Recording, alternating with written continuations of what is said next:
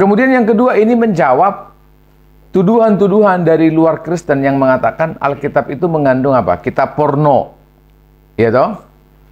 Iya, mengandung sesuatu yang vulgar dan seterusnya. Alkitab itu yang ketiga memperlihatkan Allah yang mengerikan.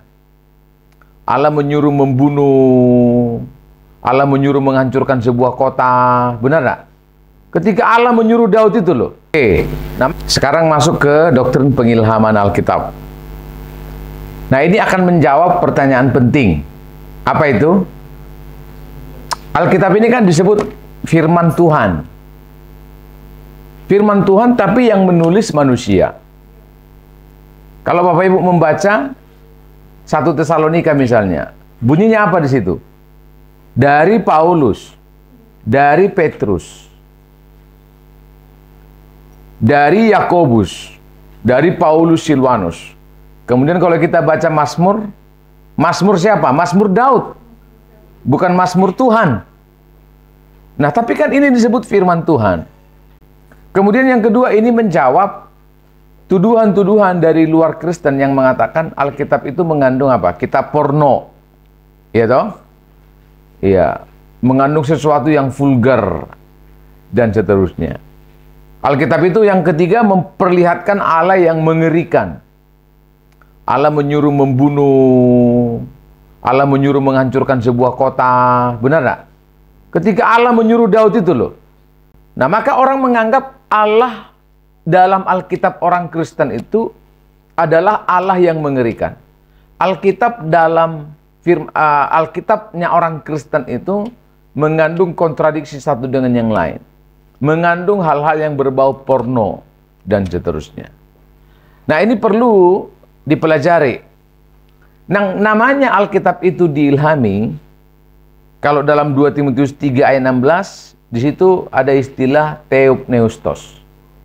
Theopneustos itu dari kata apa? Theos dan pneuma. Jadi Allah yang menafaskan, Allah yang membisikkan kepada para penulis.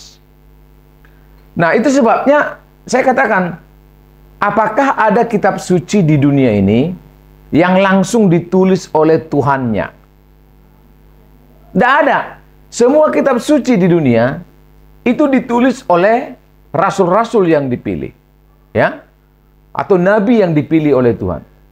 Kalau Allah yang menulis, kalau Tuhan yang menulis kitab suci, kira-kira mau pakai bahasa apa dia? Bahasa surga. Anda mengerti bahasa surga? Tidak. Nah, itulah sebabnya Alkitab ini disebut firman Tuhan, walaupun ditulis oleh manusia. Mengapa bisa begitu? Karena manusia diilhami oleh Allah, dinafaskan oleh Allah, dibisikkan oleh Allah, ditiupkan oleh Allah firman-firmannya. Nah, kata diilhami 2 Timotius 3:16 dalam bahasa Yunani kan theopneustos, ya. Itu kalau dalam bahasa Ibrani itu nefes atau nafas. Artinya Alkitab itu dinafaskan oleh Tuhan kepada para penulis. Ya, kepada para penulis. Nah, coba baca 2 Timotius 3 ayat 16.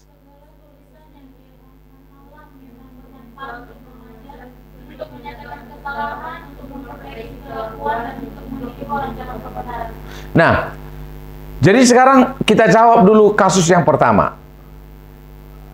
Ada orang menuduh, menganggap bahwa Alkitab ini berisi kitab porno.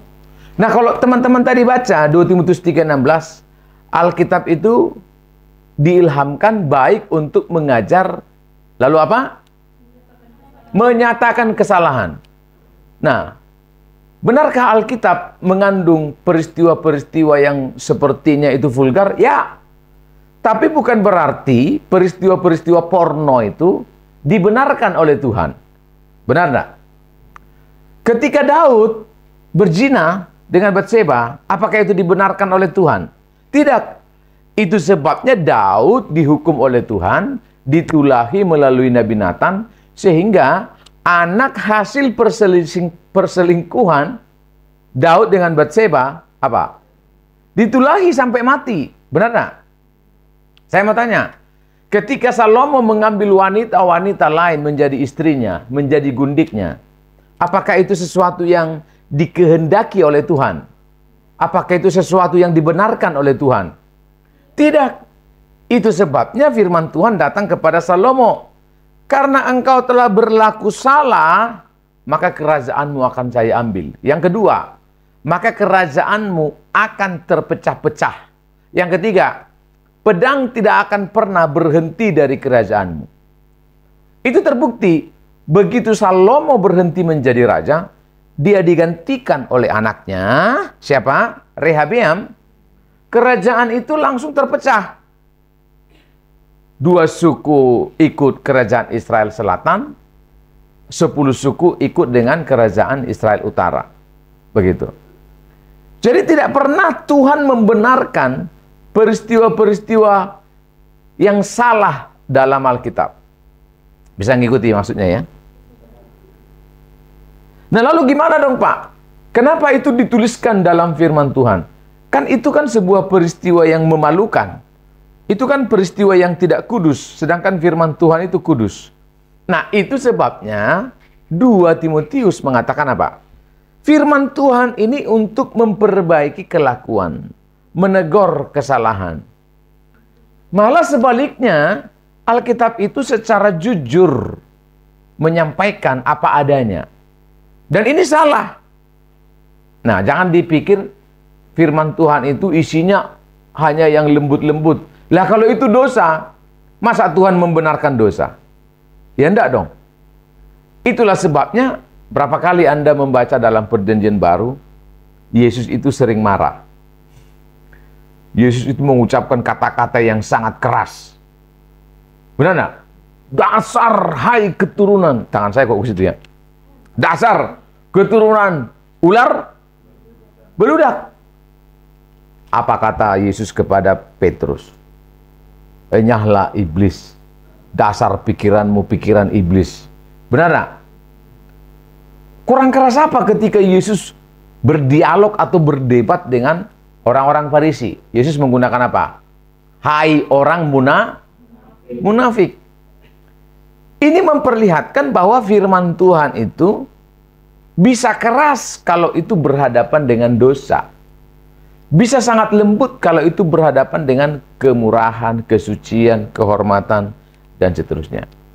Nah, jadi ini menjawab pertanyaan atau tuduhan-tuduhan kelompok-kelompok di luar Kristen yang mengatakan Alkitab itu adalah kitab yang apa? Memalukan. Kitab porno gitu. Nah, yang kedua, konteks seks atau konteks hal-hal yang porno yang dianggap orang itu menggelikan. Misalnya di dalam kitab apa? Kitab apa? Kitab Amsal ya toh? Kitab Kidung Agung. Benar tak? Waduh. Itu memang vulgar kan? Apakah itu salah? Ya tidak salah. Karena konteks dari pujian-pujian itu adalah konteks kepada antara suami dan istri. Seks dalam pernikahan itu sesuatu yang kudus. Kenapa? Karena itu dibuat oleh Tuhan. Benar enggak? Jadi harusnya nggak ada masalah dong. Kalau dalam konteks suami istri saling memuji, tidak ada masalah. Kecuali kalau itu bukan pasangannya, kalau itu bukan istrinya. Jadi orang berkata ya, khususnya orang-orang di luar gereja mengatakan, ini Alkitabnya orang Kristen ini penuh dengan pornografi. Ya saya bilang tunggu dulu, belajar dulu dengan baik. Begitu loh. Nah, jadi ketika Allah menyuruh Daud untuk membunuh, menurut Anda bagaimana itu? Kenapa? Kejam. Berarti Allah kejam. Memang ada teori yang mengatakan Allah itu dalam perjanjian lama, waduh, begitu kejam, begitu jahat. Gitu. Bagaimana? Nah begini, dalam perjanjian lama ada yang disebut masa teokrasi. Masa teokrasi itu apa? Masa Allah yang memimpin umatnya secara langsung. Misalnya ketika Allah memimpin Musa, dalam bentuk apa? Dalam bentuk tiang awan dan tiang api, iya kan? Maka Musa berkata, kalau engkau tidak jalan, kami tidak bisa jalan. Karena memang Allah memimpin mereka dalam bentuk sistem pemerintahan seperti itu. Nah, di masa teokrasi, Allah memimpin umatnya secara langsung. Maka Allah yang menjadi jenderalnya. Nah, dalam konteks perjanjian lama, sebuah bangsa itu menang atau kalah ditentukan siapa pemimpinnya. Maka begini, dalam perjanjian lama, kalau ada seorang atau bukan seorang, suatu bangsa, dia kalah. Yang malu itu bukan tentaranya, tapi pemimpin tertingginya, rajanya. Begitu. Nah, itulah sebabnya dalam perjanjian lama, Allah itu akan dipermalukan kalau bangsa Israel kalah melawan bangsa lain. Kenapa? Karena Allah adalah jenderal tertinggi. Allah pemimpin tertinggi. Itu namanya zaman teokrasi atau sistem teokrasi. Allah memimpin umatnya secara langsung. Nah, karena Allah memposisikan dirinya sebagai jenderal langsung, memimpin Musa, memimpin Israel di padang gurun. Dan konteksnya kan perang, benar enggak? Orang Israel harus melawan bangsa-bangsa asing. Coba saya mau tanya, kalau bangsa Israel mau menang, gimana caranya? Ya perang. Iya toh? Kalau enggak perang ya kalah dong. Kalau orang Israel kalah, maka Allahnya yang kalah. Nah, itu sebabnya kalau di zaman hakim-hakim, kalau Anda membaca kitab hakim-hakim, ketika orang Israel menang, yang ditakuti oleh bangsa-bangsa lain itu bukan tentaranya, benar enggak? Tapi Allahnya orang Israel. Karena Allah lah yang menjadi pemimpin tertinggi. Jadi kalau orang Israel kalah, itu Allahnya juga kalah. Nah, itulah konteks mengapa dalam perjanjian lama kita membaca Allah menyuruh Daud membunuh, Allah menyuruh tokoh-tokoh lain untuk membunuh Gideon, Yefta, Barak, Simpson. Nah, konteksnya itu konteks perang, konteksnya itu Allah sebagai pemimpin tertinggi. Bukan berarti Alkitab ini ingin memperkenalkan Allah yang kejam, Allah yang mengerikan, Allah yang suka dengan pertempuran, pertumpahan darah, dan seterusnya. Nah, maka ada teori yang mengatakan Allah dalam perjanjian lama itu berbeda dengan Allah dalam perjanjian baru. Karena Allah dalam perjanjian lama itu begitu menyeramkan, begitu jahat. Sedangkan Allah dalam perjanjian baru begitu apa? Mengasihi, ampunilah, ditampar kasih lagi pipimu biar tambah bengkak. Nah, bukan. Allah itu tidak berubah karakternya. Allah tetap dia. Tidak berubah-berubah. Yang berubah adalah konteks-konteks di mana Allah memimpin bangsanya. Begitu ya? Jadi sekali lagi kita mau jawab ini. Alkitab itu bukanlah kitab porno. Kalau Alkitab ini menyajikan peristiwa-peristiwa tentang hal-hal yang vulgar, ada dua, toh? Pertama itu konteks suami istri. Yang kedua itu adalah memang kitab puisi. Nah, nanti kita akan jawab lagi ini setelah ini. Nah, sekarang menjawab pertanyaan. Kalau Alkitab ini adalah firman Tuhan, kenapa ditulis oleh manusia? Dari Paulus ya, 1 Tesalonika. Dari Paulus. Surat 1 Petrus. Dari Petrus. Ya. Yohanes juga begitu. Loh, ini kan rasul-rasul. Mazmur Daud, mazmurnya Daud. Amsal Salomo, amsalnya Salomo. Kok disebut firman Tuhan? Padahal itu firmannya Salomo. Firman Tuhan, tapi itu adalah firman dari Paulus, dari Petrus. Nah, ada yang namanya firman Tuhan itu bentuk-bentuknya berbeda-beda. Yang disebut pengelompokan firman Tuhan. Bukan firman Tuhannya dikelompokkan, tapi bentuk dokumennya. Misalnya, Kalau disebut hukum Allah, itu berarti firman Tuhan yang dituliskan dalam bentuk apa? Hukum-hukum. Di kitab mana itu? Kitab hukum-hukum. Kejadian, Keluaran, Imamat, Bilangan, Ulangan. Makanya disebut Torah. Artinya apa? Firman Tuhan dituliskan dalam bentuk hukum. Tapi ada yang namanya apa? Kitab sejarah. Nah, jadi perjanjian lama itu dibagi dalam 4 kelompok. Pertama, Taurat. Taurat itu 5 kitab. Kejadian, Keluaran, Imamat, Bilangan, Ulangan. Kemudian kitab sejarah, 17 kitab. Mulai dari Yosua, Rut, dan seterusnya, dan seterusnya. Nah, ini yang menampilkan berbagai sejarah manusia. Kan kadang-kadang orang bingung. Kok ini katanya firman Tuhan, tapi isinya tentang sejarah. Isinya tentang kisah hidup seseorang. Ini firman Tuhan, tapi firman Tuhannya ditulis dalam bentuk sejarah, history. Ya, jadi pertama tadi apa? Taurat, hukum. Firman Tuhan dituliskan dalam bentuk hukum. Makanya dalam kitab Kejadian sampai Ulangan itu penuh dengan hukum-hukum. Yang kedua, sejarah. Karena ini sejarah, maka firman Tuhannya ditulis dalam bentuk sejarah. Yang ketiga apa? Dalam perjanjian lama itu? Nubuatan. Nubuatan yang ditulis oleh nabi, prophet, prophetess. Nah, nabi-nabi itu dibagi lagi kan? Nabi-nabi besar ada 5, nabi-nabi kecil 12.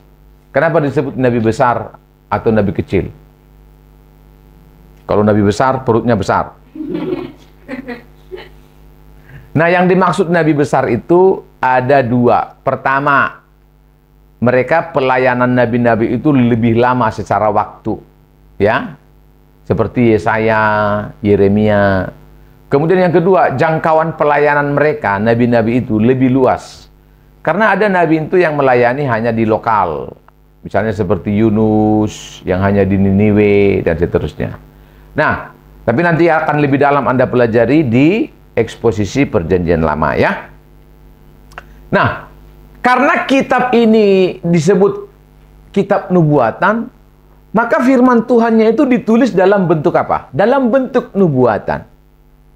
Nah, nubuatan itu cirinya kan ingin memperlihatkan peristiwa yang akan terjadi. Maka untuk memperlihatkan peristiwa yang akan terjadi itu, kadang-kadang tidak semua jelas. Maka perlu apa?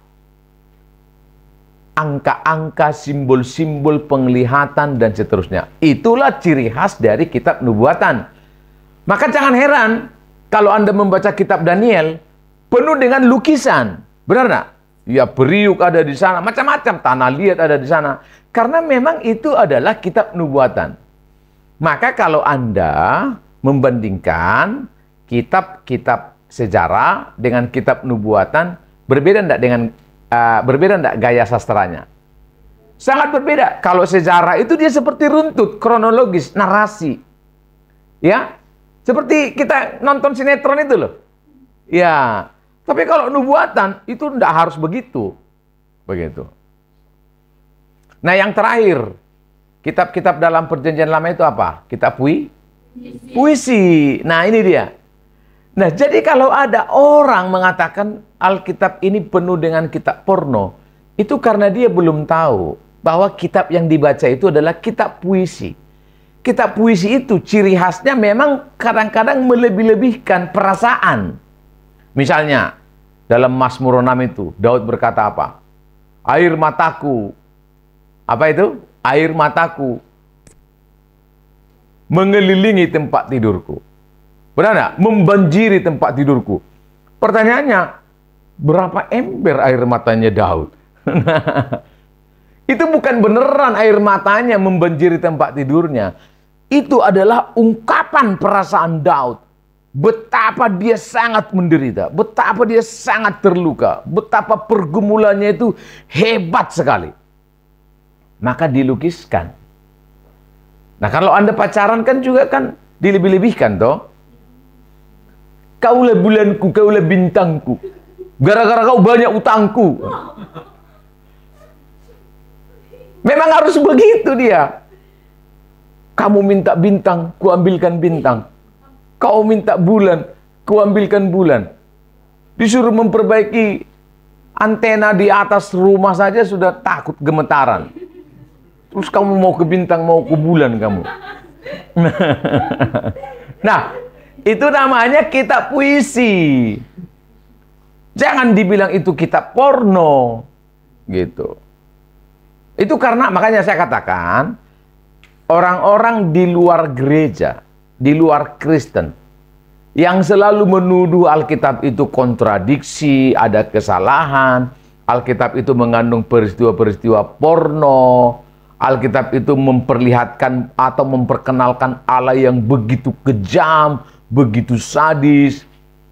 Alkitab itu memperlihatkan sejarah yang berantakan satu dengan yang lain. Alkitab itu seperti tidak konsisten. Alkitab itu hanya mengajarkan pikiran manusia. Alkitab itu hanya dikarang oleh manusia. Injil itu akhirnya dipalsukan.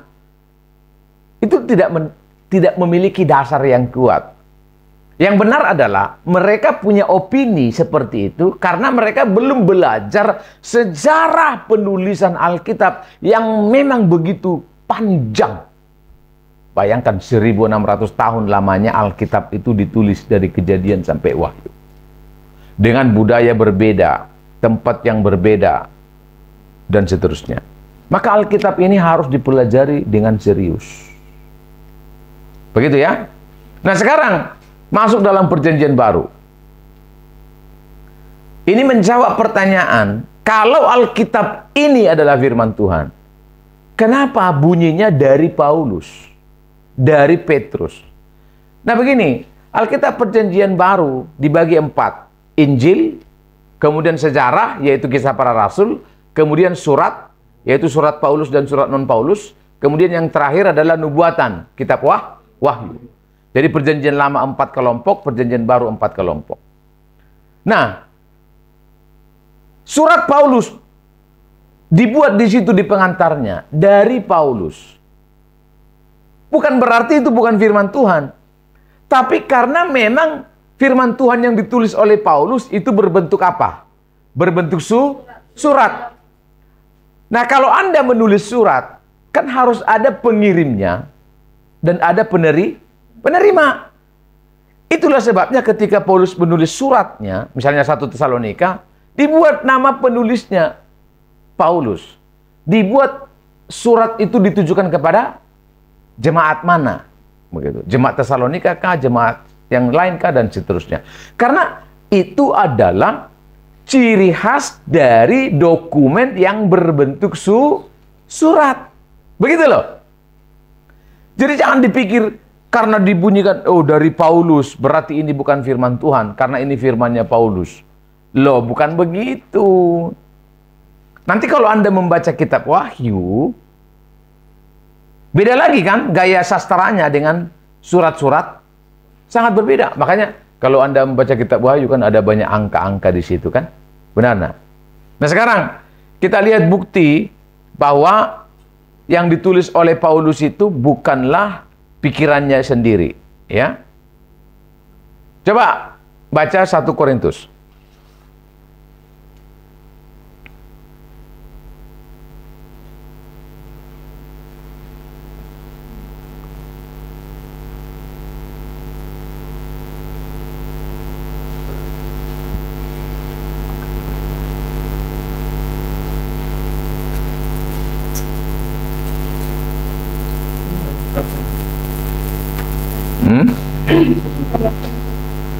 Baca sekarang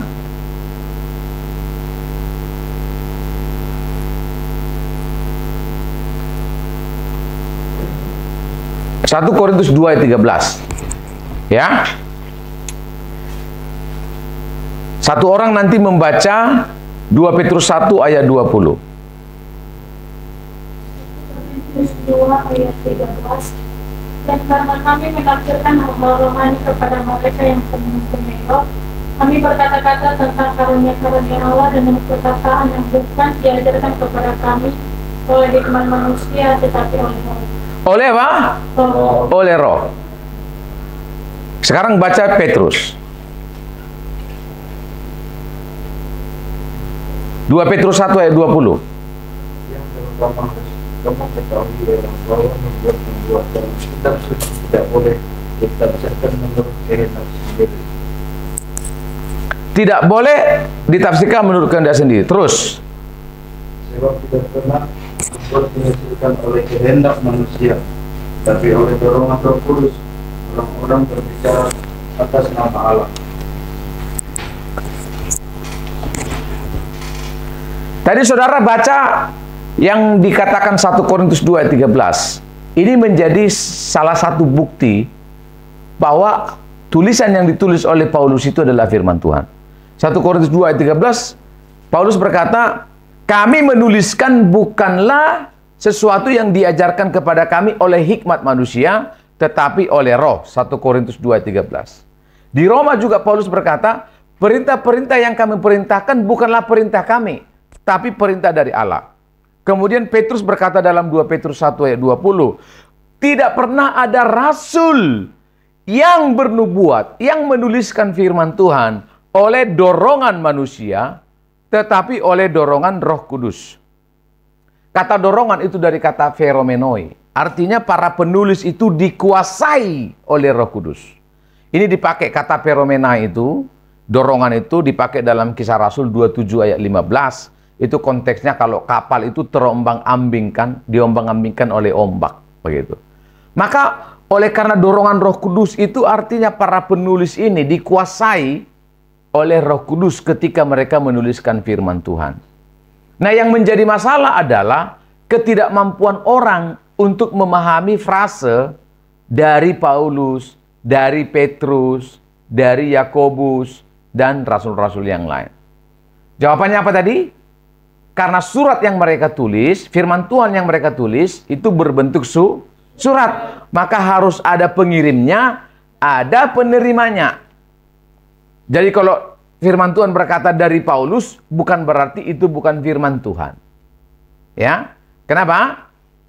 Karena firman Tuhan itu ditulis dalam bentuk-bentuk yang berbeda. Bisa paham ya? Jadi jelas, Alkitab itu diilhami oleh Allah. Ini penting sekali.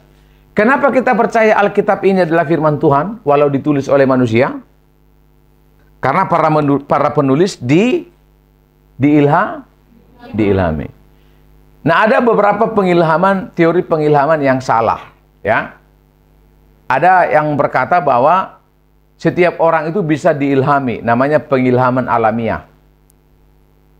Ini salah enggak ini? Salah. Kita tolak model seperti ini. Kenapa? Model seperti ini membuat akhirnya semua orang dapat menuliskan firman Tuhan. Jadi pengilhaman alamiah itu teorinya begini.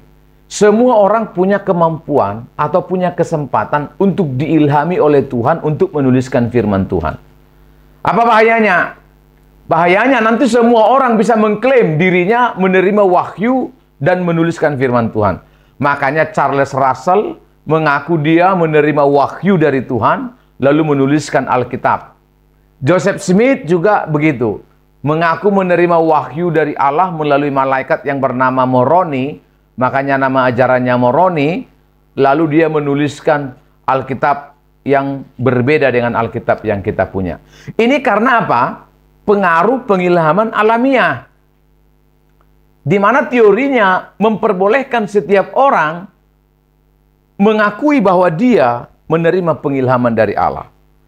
Nah, ada juga pengilhaman mistik, ya. Itu agak mirip dengan pengilhaman alamiah. Lalu ada pengilhaman Bartian. Pernah mendengarkan pengilhaman Bartian? Ini ada dulu yang bernama Karl Barth, ya. Karl Barth ini disebut neo-ortodoks. Kenapa? Dia itu ingin mengembalikan orang-orang modern, orang-orang liberal kembali kepada Alkitab.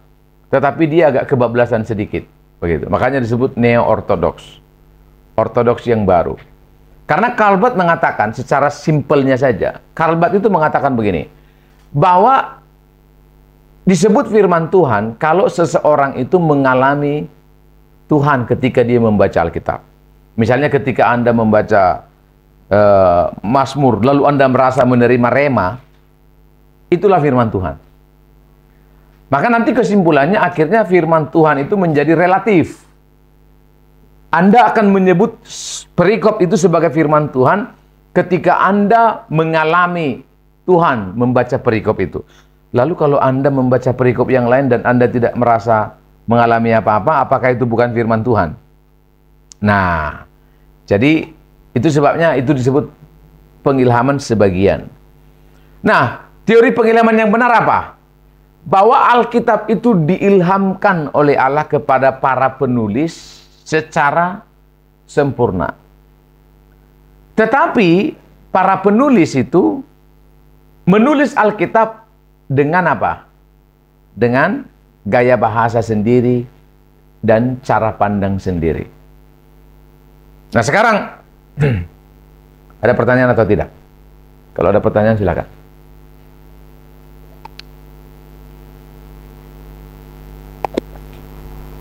Ada? Hah?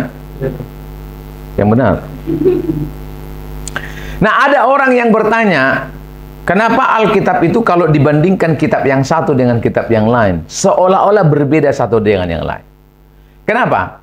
Karena memang Tuhan mengizinkan firman-Nya ditulis tanpa Allah merampas kepribadian orang itu. Tanpa Allah merampas pendidikan orang itu.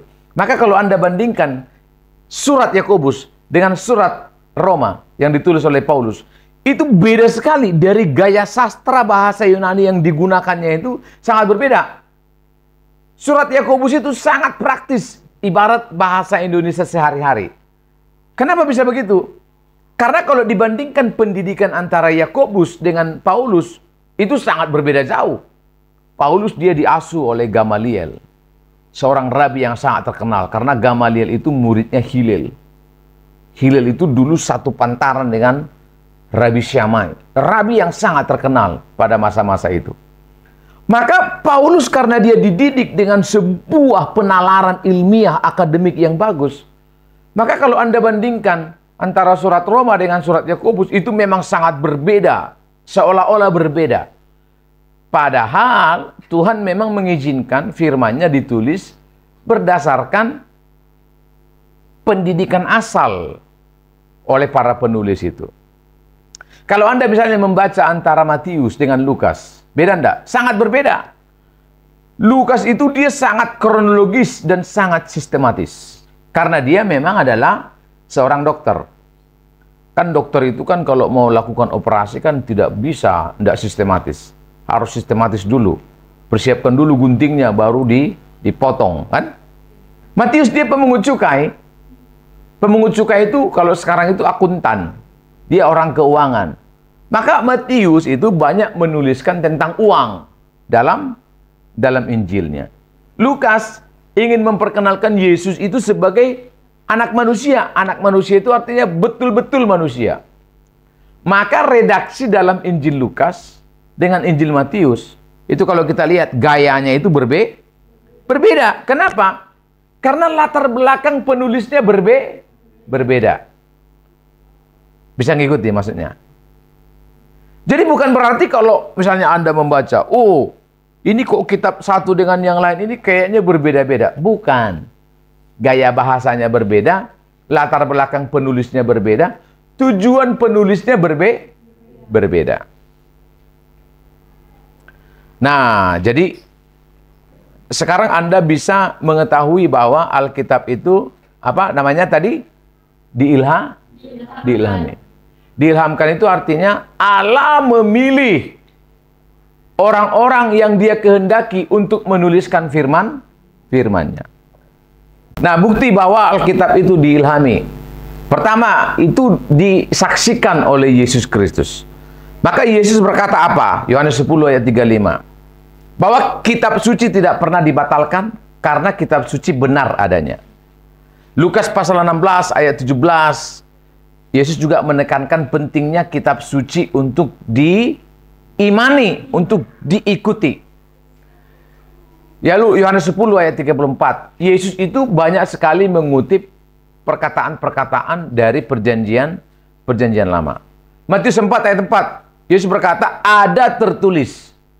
Ada tertulis maksudnya kitab nabi-nabi atau tulisan nabi-nabi itu diakui oleh Yesus, diterima oleh Yesus sebagai firman Tuhan.